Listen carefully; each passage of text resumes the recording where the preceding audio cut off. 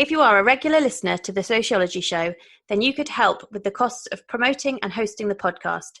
If you can spare even a small amount, then you can donate on the GoFundMe.com website by searching for The Sociology Show. There is no obligation, of course, and all future downloads will continue to be free. A huge thank you to all those that have already donated. Your kind gesture will help to continue keep the show going and growing. Best wishes and keep enjoying the show. Hi, you're listening to The Sociology Show, a podcast about absolutely anything to do with the wonderful world of sociology. Whether you're a teacher, a lecturer, a student, or just taking a passing interest, this podcast will look at a range of issues from social class, ethnicity, gender, sexuality, religion, crime, education, and anything else that sociology has to offer. My name is Matthew Wilkin, and in each episode I will speak to someone working in the field of sociology and let them explain all about their own interests, their research, and their experiences. So, put your earphones in, turn the volume up, and let's be sociology geeks together, eh? Hello and welcome to the Sociology Show podcast. My guest for this episode was Dr. Ian Cushing from Brunel University, and Ian is a language expert. He's a lecturer in education, and his area of expertise is to do with language and linguistics, and in particular what he's interested in is how linguistics and language is used within education, both from the point of view of the teacher and also how students are often policed based on the language that they use and write with as well. And so without further ado, let's go over to the interview. Hi, thank you very much for taking the time to talk to the podcast. Would you like to start by introducing yourself, please? Yeah, hi. Thanks for having me on. So my name is Dr. Ian Cushing. I'm a lecturer in education at Brunel University, London, in the education department there. So I'm very much an early career researcher. This is my first lectureship, my first permanent academic post. Following my PhD, I had a teaching post at University College London before that in the linguistics department. Did my PhD in applied linguistics, and before that had a career as a secondary school teacher. So yeah, I've moved around quite a bit from school teaching to a linguistics department, and now an education department at Brunel. Excellent. And that was teaching English in the secondary school? Yeah, that's right. Yeah, teaching English, so ages 11 through to 18, and obviously maintain very much an interest in school teaching now, but as an academic, yeah, rather than a teacher. Excellent. So background in English and language. Have you studied sociology at all as well? No, not really, and I must admit, I feel a little bit like a trespasser actually in appearing on a sociology show. So I'm quite cautious about how I present myself here. Sociology certainly isn't normally where I would situate my own work. I would normally call myself a sociolinguist. So I suppose you might consider that as a branch of sociology, certainly a branch of linguistics, with sociolinguistics being very broadly the use of language in social contexts, and in particular, I'm probably what you would call an educational sociolinguist. Yes. I suppose my interest in sociology and the social aspect of language really started probably when I took English language A level. When I was at college myself, and a large part of that is ultimately sociolinguistics. So how language is concerned with society, how different people talk, different accents, how language forms part of our identity, for example, in the same way that our music choices and our choice of clothes and our choice of furniture all does. It all gets wrapped up in part of our identity. And then at university, I studied linguistics. And actually looking back and thinking about that, there wasn't actually much at all about sociology on that undergraduate degree. That a lot of it was concerned with quite abstract notions of theoretical grammar and language description, really. And it always struck me as a little bit puzzling as to how you could study language without considering the social aspect of language. So I took a couple of sociolinguistics modules when I was doing my undergraduate work, and I've never really looked back really. And yeah, so to me it's always been a little bit strange why linguistics needs that prefix of socio. Yes. Language is a social process and a social phenomenon. So that's how I kind of got into sociolinguistics. And yeah, as I said earlier, I would hesitate to call myself a sociologist, but certainly draw on some of the methods and the tools and the ideas certainly associated with sociology, but much more so in terms of language, really. Yeah, and that's why I wanted to get you on the show, actually, because the majority of students listening who are studying do study the area of education. If they don't study the education, they certainly talk about identity, and language is such a key part of our identity, isn't it? Yeah, absolutely. Yeah, definitely. I mean, that idea about language and identity is probably a relatively new aspect of sociolinguistics, really, when you consider the history of sociolinguistics. It's fundamental, though, to how language works, how people construct their identity, the language that they choose to use in terms of the accent or the grammar that they choose to use, as I say, much in the same way that the choice of clothes that we choose, that we decide to wear, is all one thing that helps us to construct our identity. So language is very much part and parcel of that, yeah. Yeah, I mean, one of the key sociologists that many of the listeners may have heard of is Basil Bernstein, who first talked about the elaborated and restricted code. I mean, that's as important as ever, isn't it, in terms of the language you use, the choice of words, the accent. Does that cover some of the areas you look at as well? It certainly does, yeah. I mean, Basil Bernstein's work obviously comes up quite a lot when we think about educational sociolinguistics, and his notion of restricted and elaborated codes, which he did in the 60s, has actually come under quite a lot of criticism by sociolinguists. It's been kind of quite heavily critiqued, quite dismissed as something that really harbours quite deficit, quite classist, potentially quite racist stances on language. Because essentially in that theory of elaborated and restricted codes, he essentially says that working class speakers' language is restricted and kind of underdeveloped as a result of what he calls their narrow social experiences, whereas more middle class speakers' language is indicative of some kind of intellectual stimulation that they've received from the home. So when working class students arrive to school, for example, with this so-called restricted code, teachers are then positioned as people whose job it is to kind of get this restricted code up to a more elaborated and more acceptable code.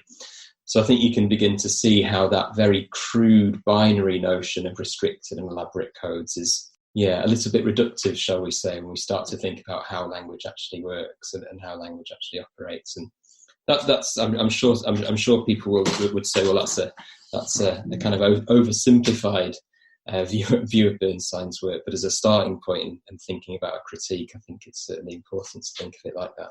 Yeah, and definitely interesting in terms of other people's interpretation, actually, isn't there? Because there's often that interpretation that someone is quite eloquent. We match that with intelligence.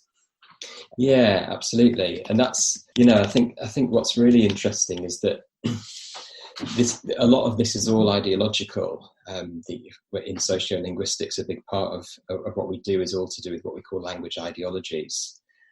So the big, deeply entrenched beliefs about language that circulate in society, and schools are places where those language ideologies get further entrenched and further propagated through a variety of means, be it through language policies or classroom discourses or certain ways of thinking and behaving, the idea being that there is a certain way of using language that's deemed to be more acceptable than another version of language. And schools are often the places where this kind of version of language, typically what's called standard English, is seen to be the kind of the elaborated code, in Bernstein's words, that children must gain competency in. So a lot of my research at the moment is looking at those kinds of ideologies and how they circulate in schools, where they come from, how those ideologies get turned into practices, what they mean for speakers of non-standard grammar, what they mean for teachers of non-standard grammar, etc. Yeah, I mean, sociology itself has been criticised as kind of common sense garnished in fancy language, and often Right. what we're doing with the students is deconstructing an extract which actually means something quite simple in comparison to how it's portrayed. So why do you think there is that kind of obsession with being quite verbose, I suppose, or over the top with language? Yeah, again, I think what's called the standard language ideology is I think you have to start there as a starting point to understand why these certain beliefs and practices and ideas about language tend to get circulated. So if we take the standard language ideology to be this belief that there is a so-called standard version of English, and this kind of myth that this standard version of English is easily identifiable, it's the kind of aspirational form of language that people need to gain access to the job market, to education, etc. And the standard language is this abstract notion of the language that's built upon and maintained by certain speakers. And those certain speakers tend to be white, they tend to be middle class, they tend to be educated, they tend to be literate. And so the standard language is built by those speakers, and it's also maintained and protected by those speakers. And schools are one space amongst many others where the standard language ideology gets concretized into certain practices. So schools are a kind of place where historically they're seen as spaces where children ought to be socialized into becoming competent in the standard language. So actually when schools impose notions of the standard language, what they're doing is that they're imposing notions of whiteness, of middle classness, of certain ways of thinking about what it is to be a kind of adequate member of society. So you can even through that very quick explanation, you can really begin to see how the notion of language in schools and the notion of standard language in schools becomes particularly problematic. And these things have long histories. It's nothing particularly new as such. These ideas about language go way back over time, but the work that I'm doing at the moment is looking at how those kind of ideologies exist in modern day schooling, and really sadly that they're quite prevalent. Yeah. Because you mentioned kind of associated with kind of whiteness or middle classness.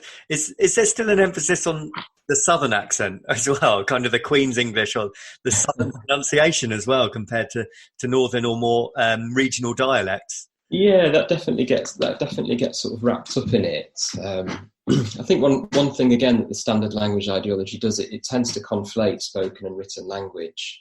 Yeah. So the standard language is something that's based on the written form of the language, and often ideas about language circulating in schools, we tend to see that ideas about the written language get mapped on to ideas about the spoken language.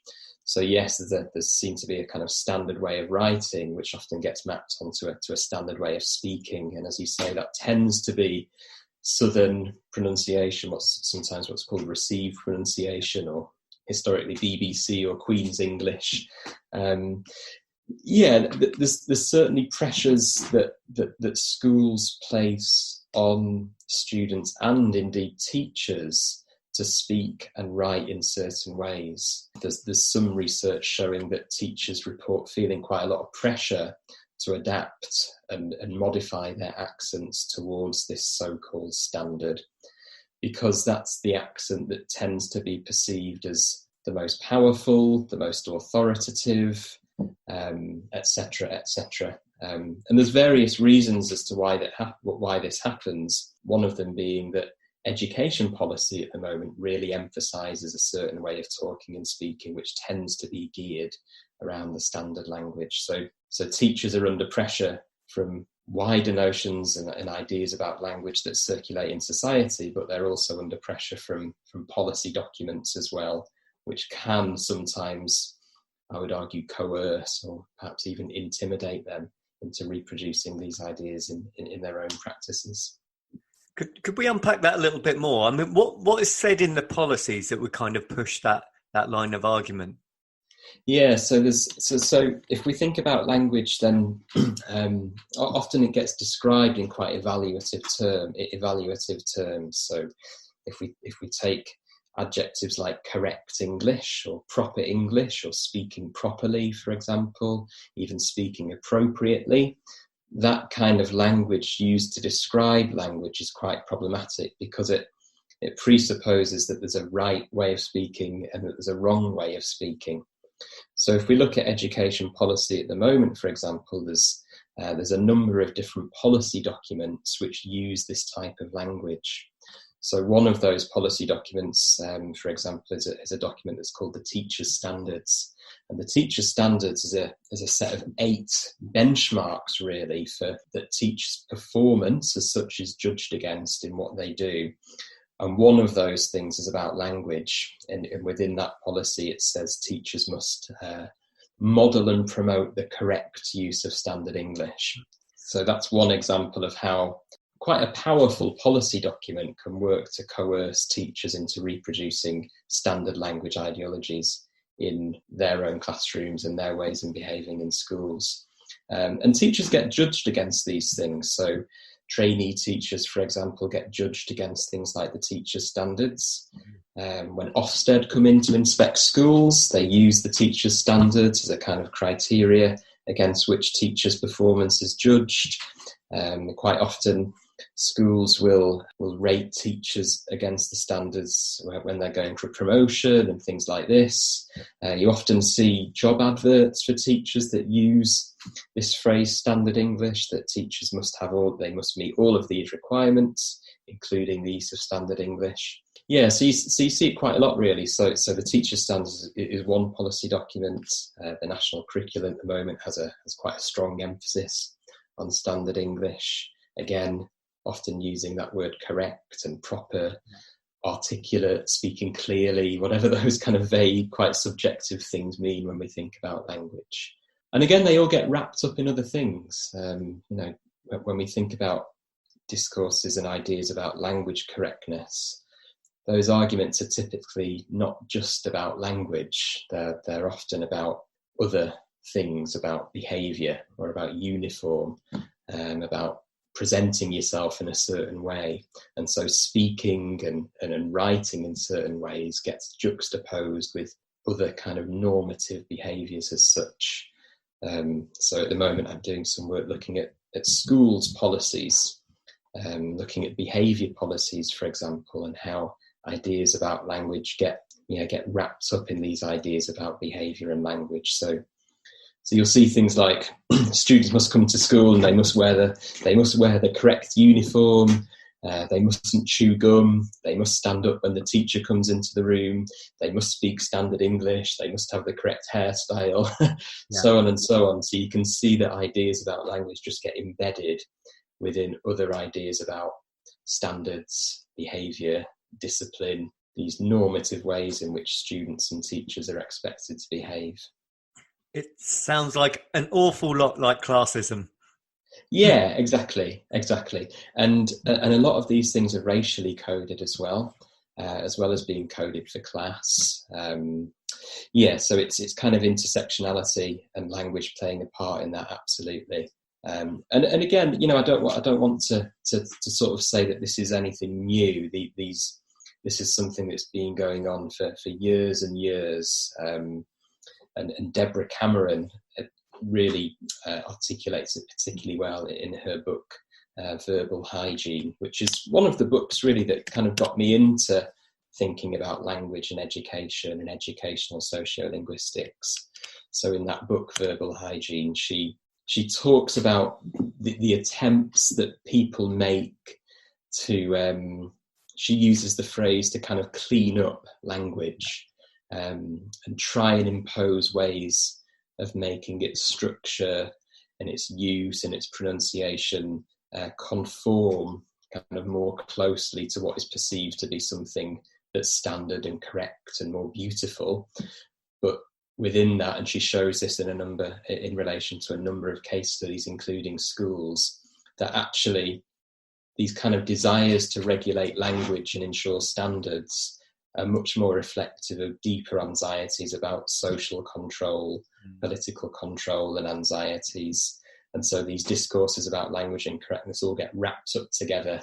And yeah, we see it happening all the time. You know, there's a very famous quote by a conservative politician, Norman Tebbit, who in the 1970s said, if you allow standards to slip to the stage where good English is no better than bad English, then suddenly you get people turning up filthy at school. Wow. And all of those things, you know, if you don't have any standards, if you don't have any standards in language, then there's no imperative to stay out of a life of crime. And so these kind of very explicit links are often made between notions of standards and discipline and control in society with notions of standards and discipline in language itself. Yeah, it feels almost as if you're not speaking quote unquote correctly, you're a non-conformist, so you're not conforming to expectations, certainly. Thank you. That's going to be the end of part one. In part two, we'll deconstruct this a little bit further. Hi, welcome back to part two of the Sociology Show. I'm talking to Dr. Ian Cushing. Ian, you mentioned in the first part about language. I was just thinking, these regulations sort of stop the evolution of language, don't they? They don't allow for language to progress and what words mean to progress and change. There's certainly attempts to do that, yeah. I mean, language has and always will change, and so any attempts to control and regulate language are really fairly futile, but it hasn't stopped people attempting to do so. Yeah, so language is something that belongs to the speakers of that language. So attempts to control and prescribe and prohibit language use will always typically end in failure, but there are always attempts to regulate something else, I think, as well. Yeah, and we see that quite explicitly in schools, but we also see it quite explicitly through people like the Queen's English Society, for example, the French Academy, one of the most famous kind of so-called protectors of the French language, and these kind of these people who decide to self-govern language, I would argue, often have deeper anxieties about social standards rather than really anything about language. Jacob Rees-Mogg, of course, did it recently when he came up with a list of banned phrases that he didn't want being spoken in the House of Commons. And that's a kind of classic example of somebody who holds quite conservative values about society that get mapped onto very conservative values and ideas about language. I think the correlation between somebody who wears a top hat and somebody who tries to ban non-standard grammar and certain ways of speaking is really interesting. But that's very indicative of the kind of things that happen in society and in schools as well. Yeah, and you mentioned Rees-Mogg. I just wondered if this is quite a British thing as well. Quite often the Brits will wince when we hear an Americanism, for example, or another society changing our language, if you like. Yeah, definitely. And it's interesting that use of the word our, that sort of this kind of this idea that language is something that's this kind of object that is there to protect and to own. The sort of number of media stories that we see where Americans are corrupting the language and murdering the language. Lots of these quite violent metaphors often get used to talk about language. And I think, again, that reflects a deeper anxiety about British culture and about British society, that it's something about our values and our tradition. And of course, language is something that forms a part of that. And again, it's that those are kind of little c, big C conservative values, I would argue. And I wonder how this translates down to students in education. Let's take, for example, construction of a sentence. If someone wrote, for example, I ain't done nothing. Now, we know what that means, even though it's not grammatically correct. Can't we just accept that we know what that person means when they say that? It's interesting that you use the word correct there. Yeah, exactly. I did. Yeah, I'm guilty of it myself. Yeah. Yeah, that's a nice illustration of the kind of socialisation process at work there when we think about notions of language correctness, because of course it is grammatically correct. It's just that idea of correctness is something that tends to get mapped onto what's called the standard language. And yes, of course, we can completely understand what somebody means when they say something like "I ain't done nothing yet," or "we was going to the park," or whatever it might be, any kind of non-standard construction or use of colloquialism or slang, for example. And language is about communication, it's about interaction. Language is a social process. Language is not about rules and regulations. And yet in places like schools, there's ideas about language circulating where language is about rules and it is about regulations and it's about what you can't do with language, rather than thinking about language as a social process, thinking about language as a system of choices. There's interesting things there in terms of where that socialization process starts, I think, and that's something that I'm trying to look at in my research at the moment. Where is it, and at what point do students and teachers get exposed to these ideas about standard language in schools? At what point do they get exposed to these sort of normative ideas about language? And what can academic linguists and sociolinguists do in terms of policy making and work with teachers to try and get more sociolinguistics on the curriculum and try and get students thinking about the social aspect of language? That's a really, really important part of our work, and there's a lot of sociolinguists and applied linguists trying to do that work at the moment. Yes, that's certainly that impact part of our work is really important.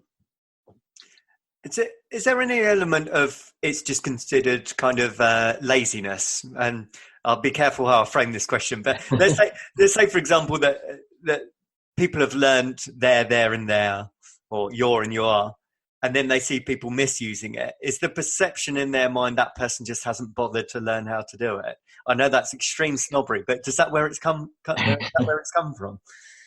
Yeah, I think there is the kids and teachers for that matter can get labelled with terms like laziness or sloppiness, as not caring about language. But again, I would go back and think, well, the context is important in how you use language.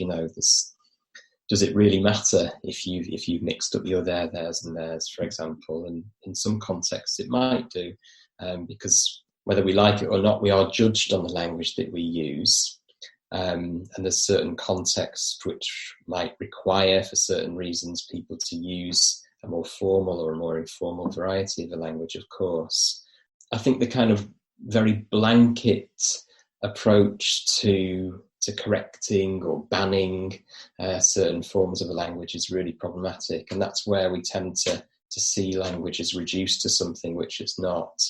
For example, is it really the case that students need to be picked up on and corrected on so-called language errors all of the time? I would argue that no, but what we do need to do is to engage students with the importance of context and the importance of what linguists call register, about how language varies according to different situations and so on. I was going to ask you about that actually, because should it not be that what the student is saying is more important than perhaps the grammatical minor errors or spelling mistakes? Yeah, absolutely. So language is all about meaning, and there's I think sometimes that really gets missed in the study of language in schools. Schools can be places where ideas about language and grammar are much more focused on what's right and what's wrong, and what's grammatically correct or incorrect. And I say those words with kind of with quote marks, rather than thinking about how language is a system of meaning. Absolutely. Yeah. Because I think that could be quite disconcerting for a student if they've put a lot of effort or creativity into a piece of work, they just get it back and it's covered in red pen because they haven't followed the correct code of language. Yeah, absolutely. And that, I mentioned before the sort of that some of the pressures that teachers and students are under to conform when it comes to language. and mark schemes and examination boards are a big part of that. The idea that there are certain ways of using language that are deemed to be more acceptable than others. And you even see this in things like Ofsted reports, so the inspection bodies that go into schools and judge teachers and judge schools. You see a lot of comments about standard English and language correctness in those reports, for example. And these things all work together as a kind of network of things which promote the idea that schools are places where there's a correct way of using language and that there's an incorrect way of using language.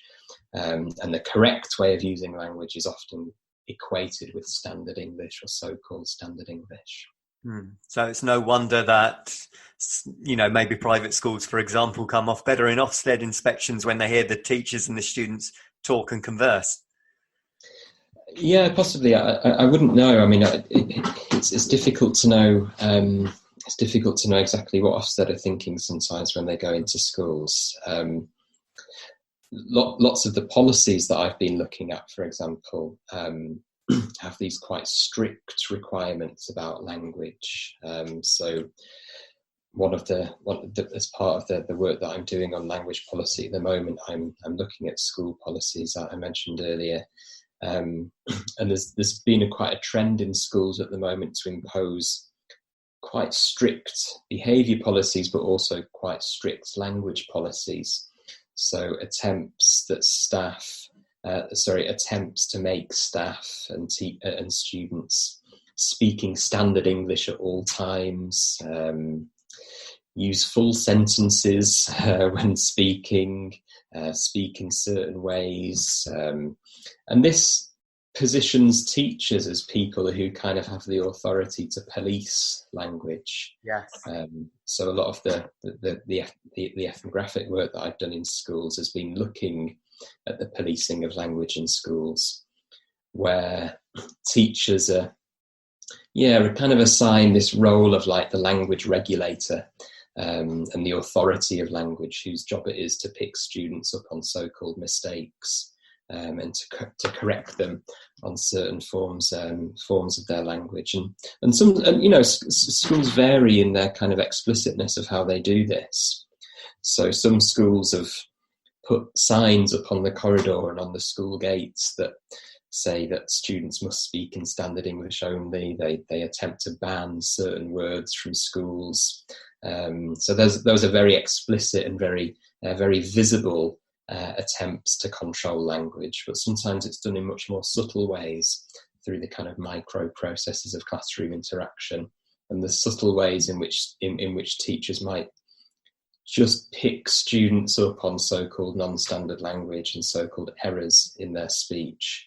And so a lot of the work that I'm doing at the moment is really trying to argue that this constitutes what we call language-based discrimination or linguicism, the idea that you can be discriminated against based on the language that you use. And non-standard grammar is a kind of a typical target of language discrimination. And so some teachers really don't like that.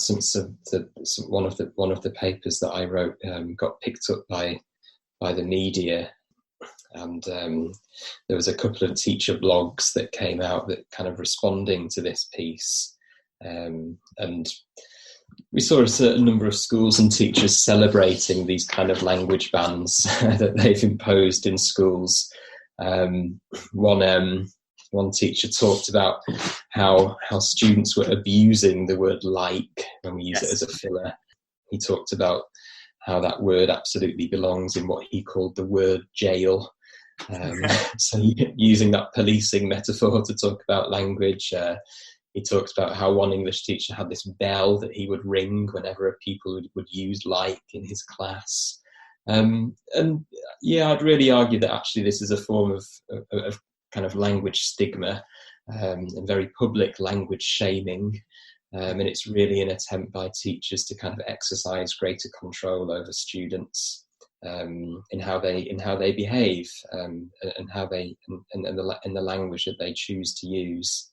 Yeah, and again, these things are historical. There's a perhaps the most famous example, certainly in the UK, of language-based stigma is what we call the Welsh not, which was something used in Welsh schools as far back as the 18th century, and used to stigmatise and punish students for using the Welsh language in school.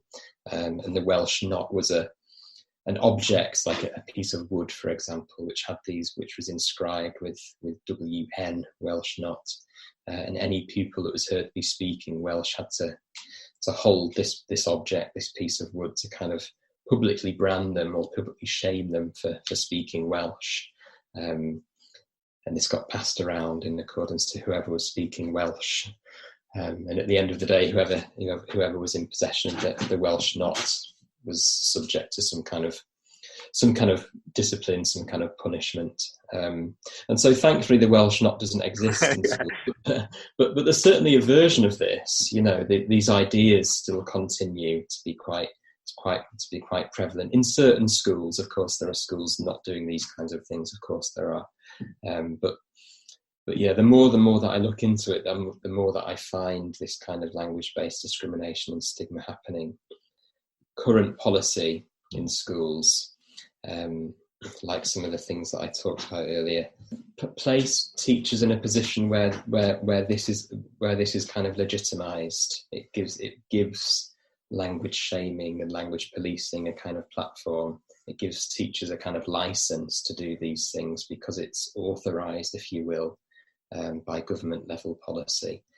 And there's a real shift more broadly in schools towards greater discipline and greater behaviour in schools, with teachers now having much greater legal powers to discipline students.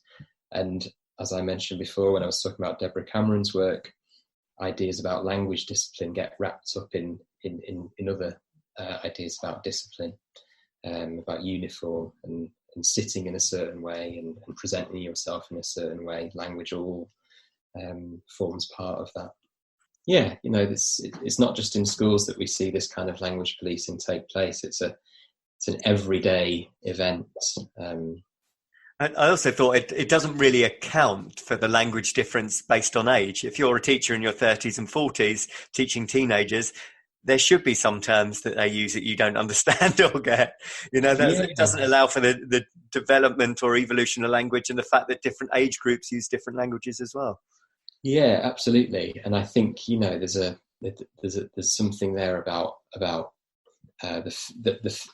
teachers kind of having fear about what they don't know. There's something there about teachers wanting to maintain authority, maintain control, and maintain power. And if they don't have access to that particular code as such, then that can function as a kind of risk to them maintaining power. Yeah. Great.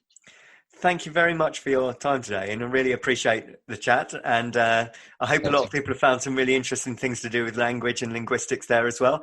Could I ask you to let the listeners know where they can find out more about your work? And I know you're on Twitter as well.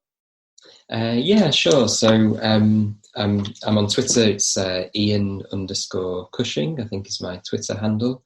If people are interested in some of the research that I've done, probably the best way to do that is just to Google my name, Ian Cushing, and then my university, Brunel University. And on there they can find links to my publications, etc. I tried to make them open access. So the Language in Society article that I was talking about earlier, which is about schools banning language, is open access. But I realised that a lot of teachers and students might be interested who don't have institutional access to some of the ones that aren't open access. So I'm very happy to email those out to people should they be interested. So it's great for teachers to be engaged in those kind of things. Brilliant. Thank you very much for your time today, and really appreciate it. Great. Thank you, Matthew. Thank you. If you are a regular listener to the Sociology Show, then you could help with the costs of promoting and hosting the podcast.